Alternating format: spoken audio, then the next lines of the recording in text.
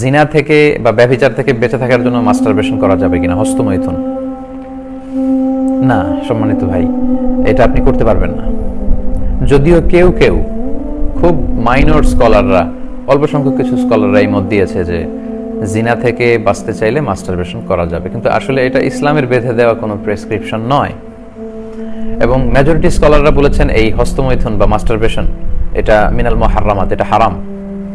Majority স্কলাররা, চার মাযহাবের সবাই বলেছে। আলাদা আলাদা কিছু স্কলাররাও এরকম মত পোষণ করেছে। আল্লাহ সূরাতুল মুমিনুন, আল্লাহ যখন মুমিনদের গুণাবলীর কথা বলছেন, আল্লাহ বলছেন ওয়াল্লাযীনা হুম লিফুরুজিহিম হাফিযুন, বিশ্বাসী বান্দাদের বৈশিষ্ট্য তো এই যে তারা তাদের প্রাইভেটকে হেফাজত করবে, মানে তাদের লজ্জাস্থানের হেফাজত করবে। এটা অত্যন্ত গুরুত্বপূর্ণ। এবং আল্লাহ রাসূল সাল্লাল্লাহু আলাইহি ওয়াসাল্লাম বলেছেন মাইয়াদমান লি মা বাইনা লিহিয়াইহি ওয়া মা বাইনা রিজলাইহি আদমান লাহুল জান্নাহ, আমার যে উম্মত দুটি অঙ্গের পাপ করবে না বলে আমাকে গ্যারান্টি দেয়, আমি তাকে জান্নাতের গ্যারান্টি দেই। তার একটি হচ্ছে দুই চোয়ালের মাঝখানে যা আছে মানে জিহ্বা, আর দুই পায়ের মাঝখানে যা আছে মানে লজ্জাস্থান, এই দুইটি অঙ্গের পাপ যদি কেউ না করে তাকে বিষ্ণু সাল্লাল্লাহু আলাইহি ওয়াসাল্লাম জান্নাতের গ্যারান্টি দিয়েছেন।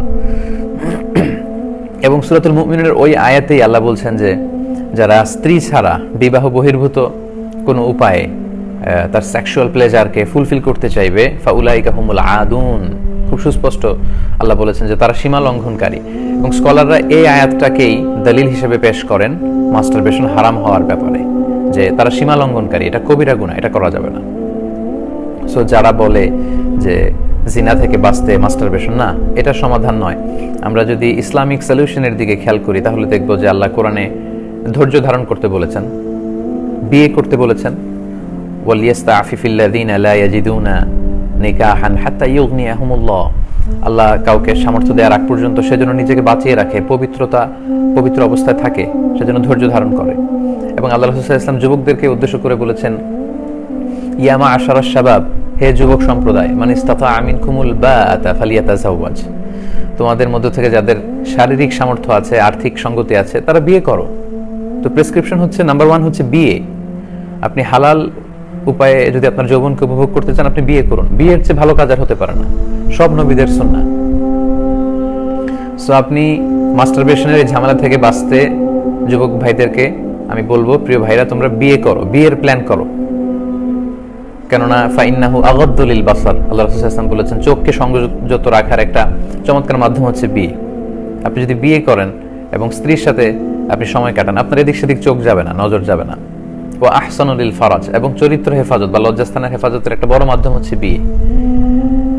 ওমান লাম ইয়াস্তাতি' ফাআলাইহি বিসসাওম, আর যার পক্ষে বিয়ে করার হয়তো টাকা নেই বা শারীরিক সামর্থ্য নেই, সব মিলে হয়ে উঠছে না ব্যাটে বলে, আল্লাহ রাসূল সাল্লাল্লাহু আলাইহি ওয়াসাল্লাম যে প্রেসক্রিপশন দিয়েছেন সেটা হচ্ছে ফাআলাইহি বিসসাওম, হি শুড ফাস্ট, তার রোজা রাখা উচিত।